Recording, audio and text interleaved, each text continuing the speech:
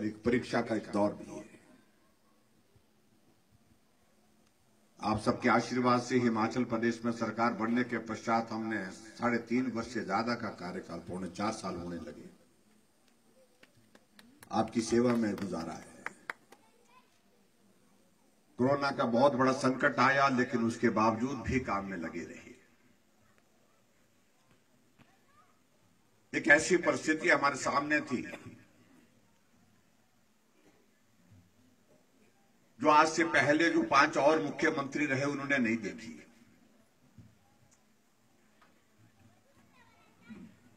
इस महामारी से आदमी के जीवन को बचाने का एक बहुत बड़ा चुनौती वाला कार्य हमारे सामने था। और दूसरी तरफ हिमाचल प्रदेश के लिए जो विभिन्न योजनाओं के माध्यम से जो विकास कार्य चल रहे हैं, तो उनको भी गति देने का था। लेकिन मुझे इस बात को लेकर के प्रसन्नता है कि हिमाचल के लोगों ने हमको सहयोग दिया, समर्थन दिया संकट की घड़ी में। और उसकी वजह से मैं कह सकता हूं, ना हमने हिमाचल प्रदेश में विकास को रुकने दिया और लोगों के जीवन के उस संकट के क्षण में भी खड़े होकर के जितना साथ उनका दे सकते थे, उनका साथ देने की हमने कोशिश की है। कोरोना का ये संकट ऐसा संकट जिसकी कल्पना आदमी ने जीवन में कभी की नहीं थी। मैं पिछली बार भी जब यहां आया था आपके बीच में, मैंने इस बात का मैं जिक्र किया था कि करसोग तो हमारा आने जाने का रास्ता है, लेकिन जब आने जाने का काम ही बंद हो गया इस कोरोना के कारण, तो हम मिले कैसे, मिले कहां? ऐसी सारी संभावनाओं पर एक बहुत बड़ी कैसी विचित्र परिस्थिति हमारे सामने हो गई। अगर हम लोगों को मिलने निकले तो संक्रमण फैलने की आशंका, और फिर हमारे ऊपर ही आरोप लग जाता कि आप आए और इस कारण से भीड़ में यहां संक्रमण फैल गया, कोविड फैल गया। इसलिए हमको हिमाचल प्रदेश में बहुत लंबे समय तक रुकना पड़ा लोगों के बीच में जाने के लिए। और अब जो हम देख रहे हैं कि जब कोविड के मामले में, जब कोरोना के मामले थोड़े कम हुए, तब जाकर के अब थोड़ी हिम्मत जुटा करके हम बाहर निकलने की कोशिश कर रहे हैं। लेकिन फिर भी उसके बावजूद भी मैं देख रहा हूं कि यहां पर भी बैठे हैं अधिकांश लोग जो है मुंह पर जो है वो मास्क पहन करके बैठे हैं। आप सावधानी बरत रहे हैं, ये अच्छी बात है।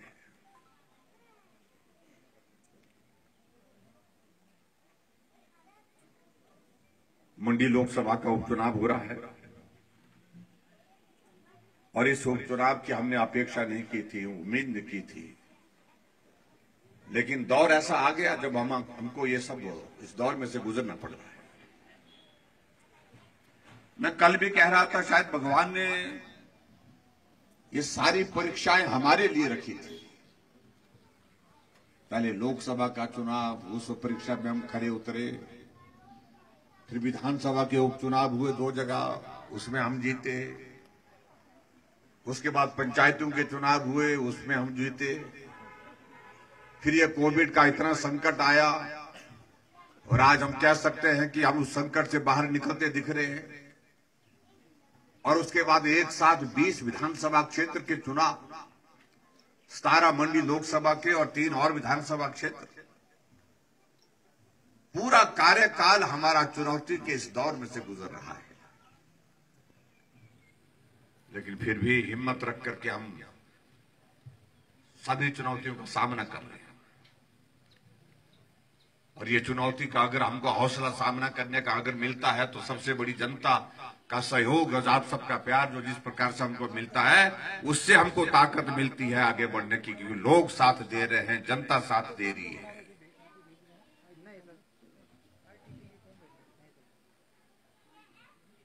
3.5 वर्ष के कार्यकाल में हिमाचल प्रदेश में जो विकास की दृष्टि से किया जा सकता था वो करसोग विधानसभा क्षेत्र में भी हमने करने की कोशिश की। अभी पिछले दौरे में जब आपके बीच में आना हुआ, आप लोगों ने कुछ बातों का जिक्र यहां पर किया, मुझे यहां रोका कि यहां हमारे लिए बीडीओ का ऑफिस होना चाहिए, और मुझे लगा कि ये बात ठीक है, जायज है। आपकी मांग वर्षों से थी, लंबी थी, आप सुना रहे थे लेकिन कोई सुन नहीं रहा था। हमने बीडीओ का ऑफिस देने की यहां पर चुराग में घोषणा की थी, आज हमने उसकी नोटिफिकेशन भी हमने कर दी। मैं पुराने इलाके में गया, जोगिंदर पाल जी के इलाके में गया, उनके गांव में, वो बहुत भावुक हुए उससे। मैं भी राजनीति में रहा लंबे समय तक, मैंने भी काम करने की कोशिश की, मैं बोलता रहा लेकिन सुनी नहीं गई, टाटू छुके बोलते, लेकिन उसके बावजूद भी काम नहीं हुआ मेरा। यहां पर उप तहसील होनी चाहिए, और बक्सियाड़ मेघल में दो ही जगह है, एक मेरे इलाके में, एक यहां आपके इलाके में। आपके बक्सियाड़ बोलते हैं, हमारे बक्सियाड़ बोलते हैं, ऐसे करके थोड़ा ही फर्क है। और मैं तो एक बार सच्चाई बताऊंगी, एक बार तो मैट्रिक का रिजल्ट जो है वो इस स्कूल का उस स्कूल के लिए चला गया था, उस स्कूल का इस स्कूल के लिए चला गया था। तो कहा कि सब तहसील होनी चाहिए, और हमने सब तहसील की घोषणा की, और घोषणा ही नहीं की, उसका नोटिफिकेशन भी कर दिया, उसको भी पूरा किया।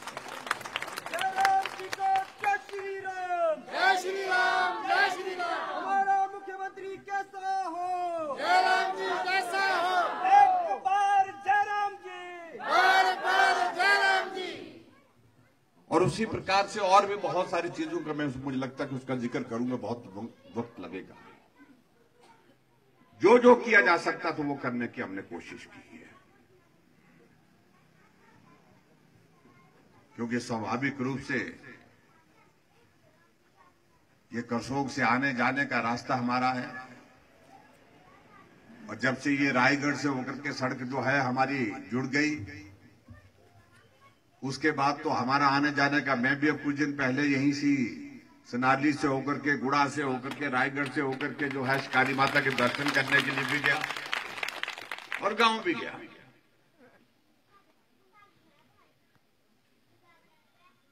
और पड़ोस में रहने वाला आदमी जब सुखी होता है तो अच्छा रहता है। जब पड़ोस में रहने वाला आदमी समृद्ध होता है तो अच्छा लगता है। और उसी तरह से हमारी भी एक भावना है कि हम आप पड़ोसी हैं, हम भी खुश रहें, आप भी खुश रहें, इसके लिए जब भी जो भी करने की जरूरत रहती है वो करने की हम कोशिश करते हैं। आज इस उपचुनाव में आपके बीच में हम सहयोग और समर्थन मांगने के लिए आपके यहां पर पहुंचे हैं। भाई रामस्वरूप शर्मा जी हमारे सांसद थे, और दूसरी बार चुन करके गए थे। छोटी काशी मंडी, ये कहते कहते उन्होंने मंडी को पूरे देश के नक्शे पर जो है एक पहचान के साथ खड़ा किया। बड़ी काशी मोदी जी की, और छोटी काशी जो है रामस्वरूप जी के, ऐसा वो हमेशा कहते थे।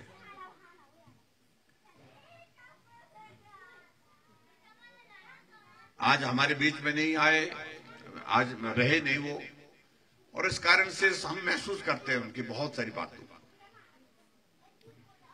और करसोग के साथ भी और हीरालाल जी के साथ तो बड़ा लगाव था उनका। जब भी मैं फोन करता रहता था, मैं बोलता कहां, बोलते करसोग। मैंने कहा आप करसोग में ही बस तो नहीं गए। ऐसा उनका आना जाना, लोगों के साथ, कार्यकर्ताओं के साथ मिलना जुलने का एक स्वभाव था, और वो एक बहुत बड़ी उनकी एक ताकत थी। और उस ताकत के कारण मैं आपको ये कहना चाहता हूं, इस मंडी लोकसभा क्षेत्र से बड़े बड़े नेताओं ने भले चुनाव लड़ा। वीरभद्र सिंह जी ने लड़ा, सुखराम जी ने चुनाव लड़ा, ठाकुर गंगा सिंह जी ने चुनाव लड़ा,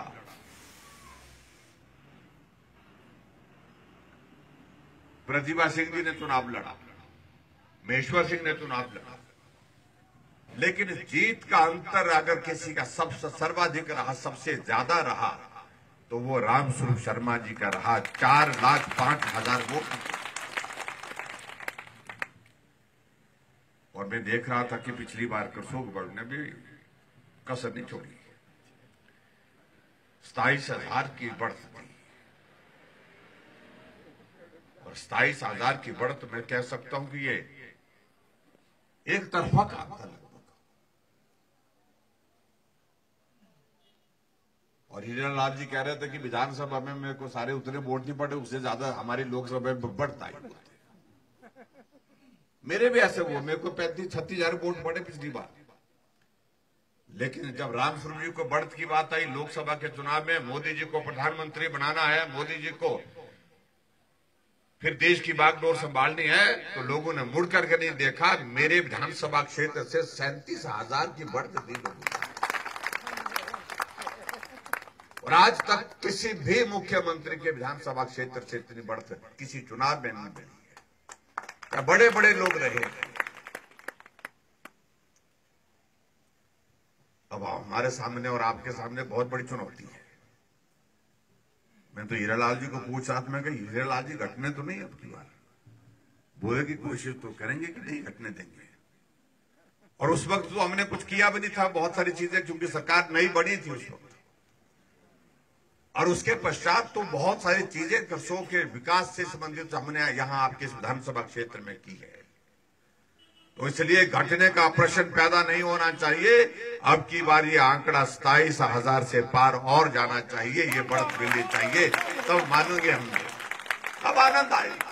जय श्री राम, जय श्री राम, जय श्री राम। देश के मुख्यमंत्री कैसे हो? जय राम कैसे हो? और ब्रिगेडियर कुशाल ठाकुर के बारे में मुझे ज्यादा कहने की आवश्यकता नहीं, आप सब जानते हैं। जब भारत की धरती पर आक्रमण हुआ, कारगिल पर पाकिस्तान ने कब्जा करने की कोशिश की, पाकिस्तान की सेना कारगिल तक पहुंच गई और उस लड़ाई का जिम्मा जो है लड़ने के लिए उसमें शामिल किया ब्रिगेडियर कुशाल ठाकुर जी को भी, और उन्हें वीरता के साथ लड़ाई लड़ी। और मुझे इस बात को लेकर के अफसोस है कि मुझे मालूम पड़ा पिछले कल कांग्रेस की जो प्रत्याशी है प्रतिभा सिंह जी ने बहुत हल्के शब्दों का इस्तेमाल करते हुए बात कही। वो लड़ाई तो थी ही नहीं बोलते, वो तो मामूली बोलते, थोड़े से कुछ पाकिस्तान के कुछ लोग बोलते हैं, सैनिक जो है वो भारत की धरती पर घुस करके आए थे, उनको पीछे किया, बस इतना ही किया। अरे 52 लोग हिमाचल प्रदेश के शहीद हो गए, 52 सैनिकों ने अपने जीवन की कुर्बानी दे दी, और उसके बाद हम कह रहे हैं कि वो कुछ नहीं था। इससे दुर्भाग्यपूर्ण परिस्थिति और नहीं हो सकती। मैं व्यक्तिगत रूप से किसी के बारे में कहने का आदी नहीं, लेकिन कई बार विचित्र परिस्थिति यहां देखता हूं मैं। तो इस प्रकार से सैनिकों की कुर्बानियां हो गई, सैनिकों ने अपना जीवन बलिदान कर दिया देश के लिए, उसके बावजूद हम इस प्रकार के शब्दों का इस्तेमाल करें, तो ये सचमुच में दुर्भाग्यपूर्ण है। और घटना एक नहीं अनेक हो गई। एक दिन उनके सुपुत्र मोदी जी ने कहा कि मैंने कई सरकारें देखी है। अरे भाई, हम तो पहली बार हिमाचल प्रदेश में विधानसभा में चुन करके आए, कौन कौन सी सरकारें देखी आपने? बोलते मैं गिद्ध दृष्टि से देख रहा हूं, जो जितने भी कर्मचारी अधिकारी है जो हैं, इनको मैं गिद्ध दृष्टि से देख रहा हूं, और जब हमारी सरकार आएगी तो पटक पटक करके फेंकूंगा। बोलते इससे दुर्भाग्यपूर्ण स्थिति, कोई कर्मचारी हमारे भाई हैं, और हिमाचल के विकास में कर्मचारियों और अधिकारियों का अपना योगदान रहता है।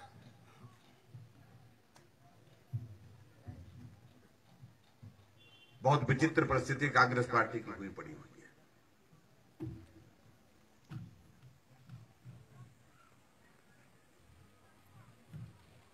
अभी परसों मैं देख रहा था,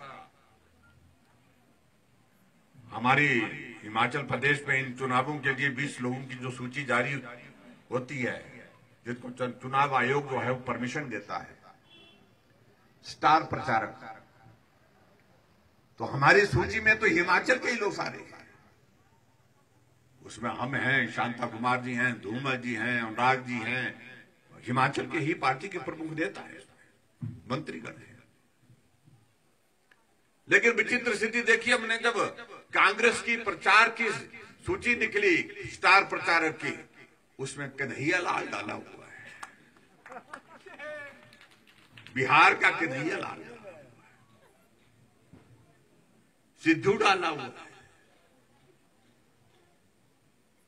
और हैरानी इस बात को लेकर के होती है कि इसे साबित होता है कि कांग्रेस में बचा ही कुछ नहीं है। ये कन्हैया लाल वो है जो कामरेड हुआ करता था, कम्युनिस्ट था, जो जेएनयू में नारे लगाता था कि इंशाअल्लाह भारत के टुकड़े होंगे 1000। वो इस बात को कहने वाला कन्हैया लाल था। ये वही कन्हैया लाल है जिसको कांग्रेस पार्टी में शामिल होकर के स्टार प्रचारक बना दिया और हिमाचल भेज दिया, जिसने कहा कि भारत के सैनिक जो है वहां पर जम्मू कश्मीर में कश्मीरी महिलाओं के साथ उनका उत्पीड़न करते हैं। देशद्रोह का मामला उनके ऊपर दर्ज है। और राहुल गांधी को पप्पू ने दुनिया में मशहूर कर दिया। हमने तो बोला नहीं पप्पू उनको, आज उनकी ही पार्टी में चले गए। और क्या हश्र हो रहा है कांग्रेस पार्टी का। यहां पंजाब हमारे पड़ोस का राज्य है, देखिए जरा, मुख्यमंत्री अमरिंदर सिंह थे, उनको बदल दिया, दूसरे मुख्यमंत्री को बनाया, शपथ कराई, शपथ कराने के दूसरे दिन 3 मंत्रियों ने त्यागपत्र दे दिया मंत्रिमंडल से। चौथे दिन जो है नवजोत सिद्धू ने पार्टी के अध्यक्ष पद से त्यागपत्र दे दिया। बची कहां का, बेड़ा गर्क हो गया है। जो पार्टी देश में नहीं बची, जो पार्टी कहीं प्रदेश में नहीं बची, उससे भविष्य की उम्मीद मत करिए। और आज कह रहे कि हमको वोट दीजिए, हमको सहयोग करिए। अरे सरकार हिमाचल में भाजपा की बनी हुई है, सरकार दिल्ली में भाजपा की बनी हुई है। अगर क्षेत्र का विकास होना है, प्रदेश का विकास होना है, तो हमको इन सरकारों को मजबूत करना, हमको नरेंद्र भाई मोदी को मजबूत करना है, हमको भाजपा की हिमाचल की सरकार को मजबूत करना है। क्या हासिल कर लोगे तुम?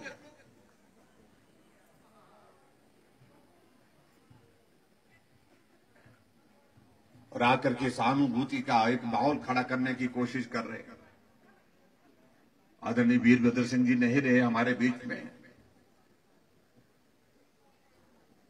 उस बात का हमें भी दुख है। अरे वोट मांगने हैं तो अपने नाम पर मांगिए, अपने काम पर मांगिए।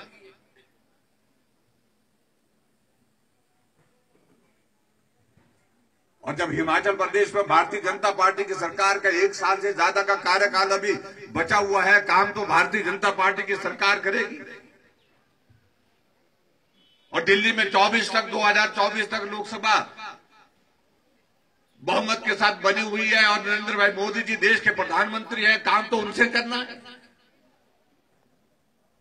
हमें हिमाचल के पिछड़ेपन को, हमको करसोग विधानसभा क्षेत्र के पिछड़ेपन को दूर करना है, विकास को गति देना है, तो हमें दिल्ली और प्रदेश की सरकार के साथ खड़े होकर के इस वक्त सहयोग देने की। हमसे प्रश्न पूछ रहे हैं, महंगाई हो गई, बेरोजगारी हो गई। अरे आजादी के 72 वर्षों में से 50 साल शासन तुम करते रहे। ये महंगाई सिर्फ अभी जयराम के राज में 3 साल में हो गई क्या? ये बेरोजगारी 3 साल में हो गई क्या? महंगाई है, हम इस बात से सहमत हैं, लेकिन उसके बावजूद भी आदरणीय प्रधानमंत्री जी महंगाई को रोकने के लिए कड़े से कड़े कदम लेने के लिए आगे बढ़ रहे हैं। और मैं कह सकता हूं, आने वाले समय में आदरणीय प्रधानमंत्री जी निश्चित रूप से सफल होंगे। देश में महंगाई को रोकने के लिए निश्चित रूप से सफल होंगे। यह हमारा सौभाग्य है कि देश को एक ऐसा मजबूत प्रधानमंत्री आज के इस दौर में मिला है। धारा 370 वहां पर जम्मू कश्मीर में हम कहते थे खत्म होनी चाहिए, लेकिन नहीं हो पा रहे थे। जब मजबूत प्रधानमंत्री मिले, आज धारा 370 समाप्त होकर के जो है समाप्त होने के पश्चात पूरा कश्मीर से कन्याकुमारी तक एक तिरंगा झंडा भारतीय जनता पार्टी की सरकार ने दिया। हम कहते थे राम मंदिर का निर्माण होना चाहिए, करोड़ों लोगों की भावनाएं थी, लेकिन दौर तब आया जब देश में नरेंद्र भाई मोदी देश के प्रधानमंत्री बने। आज भूमि पूजन हो गया, मंदिर निर्माण का कार्य वहां पर शुरू हो गया। 2023 और 2024 के बीच में आप देखेंगे भव्य मंदिर का निर्माण होगा। इसलिए बहुत सारी बातों का जिक्र करते हुए मुझे लगता है कि उसमें वक्त लग जाएगा। हिमाचल प्रदेश की सरकार आपकी सेवा में है।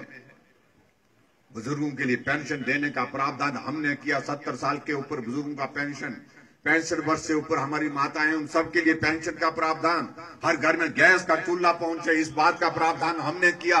3,20,000 गैस के चूल्हे घर घर तक पहुंचाए। गरीब आदमी का इलाज मुफ्त में होना चाहिए, उसके लिए हमने योजना हिमकेयर की लाई। और उसके साथ साथ में गरीब आदमी की बेटी की शादी के लिए हमने नई योजना की शुरुआत की, जिस योजना के अंतर्गत बीपीएल परिवार की जितनी भी बेटियां हैं, जब शादी होगी तो सरकार की ओर से 31,000 शगुन के रूप में हम देंगे। तुम 50 साल रहे सत्ता में, तुम लोगों ने क्यों नहीं सोचा? आज कह रहे हैं कि हम करेंगे, आज कह रहे हैं कि परिवर्तन करेंगे, आज बातें कर रहे हैं कि सड़कों की। आज तक के हिमाचल प्रदेश के इतिहास में अगर सड़कों की लंबाई 3.5 वर्ष के कार्यकाल में अगर सबसे ज्यादा हुई है तो वो वर्तमान सरकार में हुई है। आज आप देख रहे हैं कि नेशनल हाईवे के काम चले हैं, 4 लेन के काम चल रहे हैं, और उसके साथ साथ में पीएमजीएसवाई के अंतर्गत आपके इस विधानसभा क्षेत्र में सैकड़ों करोड़ रुपए के प्रोजेक्ट हमने स्वीकृत किए हैं। इसलिए काम की बात उन्हें कहें कि ना करें, हमें सहानुभूति इस बात की जरूर है कि वीरभद्र सिंह जी नहीं रहे, वो बड़े नेता थे। अब तो उसके बाद आज की तारीख में कांग्रेस पार्टी में तो घुसड़ा पड़ा हुआ है, जिसको घुसड़ा बोलते हैं। विधानसभा के अंदर जब बात आती है, उछल उछल करके ना एक सुनता दूसरे की, ना दूसरा तीसरे की सुनता है। एक यहां से खड़ा हो जाता है, दूसरा वहां से खड़ा हो जाता है। सब होड़ में लगे, सब होड़ में लगे कि हम नेता बने, हम जो है हम अपने आप को नेता स्थापित करें। अभी कांग्रेस के नेता मंडी में प्रतिभा सिंह जी के नॉमिनेशन के लिए आए थे, और एक नेता इनका जो विपक्ष का है वो बहुत ज्यादा वहां पर भाषण देते देते बहुत कुछ बोल गया, और मैं उनके बारे में ज्यादा नहीं कहना चाहता, क्योंकि उनको हिमाचल की संस्कृति से कोई लेना देना नहीं है। वो अलग ही संस्कार और संस्कृति के व्यक्ति हैं, इसलिए भाषा पर संयम नहीं है। मंडी की धरती पर अगर तुम आकर के अगर जयराम ठाकुर को गाली दोगे, वो मेरा अपमान नहीं है, वो मंडी का अपमान है। मैं इस बात को स्पष्ट कह रहा हूं, और इस अपमान को नहीं सहन कर सकते। मैं जैसा हूं, जहां हूं, मैं राजा परिवार से नहीं हूं, गरीब परिवार से हूं, उसका मतलब ये नहीं है कि कोई भी आदमी हमको कुछ भी कहता रहे। आज मैं एक संवैधानिक व्यवस्था के अनुसार चुना हुआ प्रतिनिधि होने के नाते इस प्रदेश का मुख्यमंत्री, हमने अपने चुनावी सभा में उस दिन नॉमिनेशन के दिन कुछ नहीं कहा। हमने सिर्फ इतनी अपनी सरकार की योजनाओं का जिक्र किया, केंद्र सरकार की योजनाओं का जिक्र किया, और जनता से सहयोग की अपील की। और हमने एक बात जरूर कही थी, वो ये कही थी कि मंडी हमारी है, हमारी रहेगी, हमारी थी, हमारी है और हमारी ही रहेगी। उसमें क्या गलत बोला?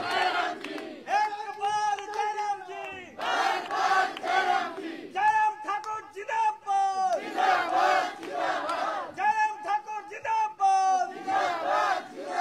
अगर हमने ये कह दिया तो उसमें क्या गुनाह कर दिया?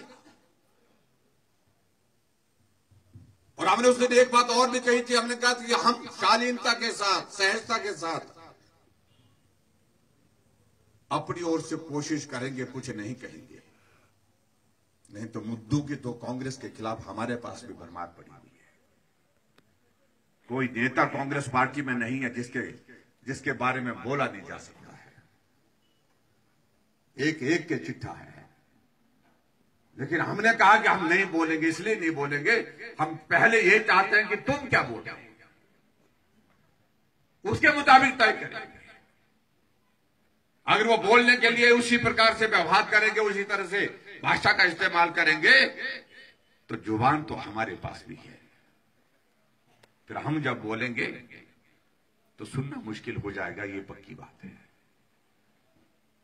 इसलिए भाई और बहनों, में यही आप सबके बीच में कहना चाहता हूं, छोड़ो ये सारी बातें। हमने प्यार से रहना है, प्रेम से रहना है, और ये देवभूमि का संस्कार है कि हम किसी के खिलाफ ना कुछ करते हैं ना कुछ बोलते हैं। ये भाव हमारे दिल का है। बदले की भावना से काम करने की संस्कृति को हमने हिमाचल प्रदेश में दफन किया।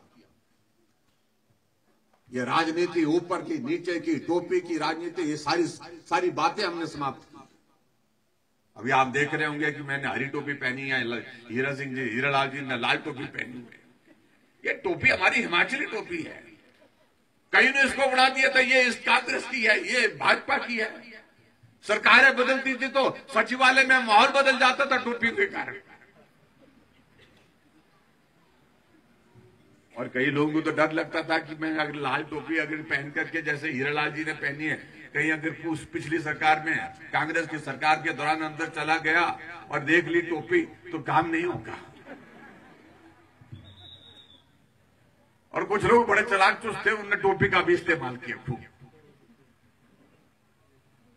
कि टोपी जाकर के बाजार में खरीद के लाने और किन्नौरी टोपी, हरे रंग की टोपी पहन करके जाना और अंदर उनके सामने बात करनी, और उनको लगता था बस ये अपना आदमी है। कई लोगों ने ऐसे भी ठगा। हमने कहा ये टोपी किसी की नहीं है, ये टोपी हिमाचल की संस्कृति है। टोपी चाहे लाल है, चाहे वो नीली है, चाहे वो कुल्लू की टोपी है, चाहे वो हरी है, कोई भी टोपी है, ये हिमाचल की टोपी है। और कई लोग इस बात को बोलते थे कि जब यहां से मुख्यमंत्री बन जाते थे, ये ऊपर का मुख्यमंत्री, जब कभी नीचे से बन जाते थे बोलते ये नीचे का। तो ये झगड़ा भी हमने खत्म किया। पिछली बार मैंने कहा मंडी बीचों बीच पड़ती है, ना ऊपर का ना नीचे का, तो झगड़ा ही खत्म है।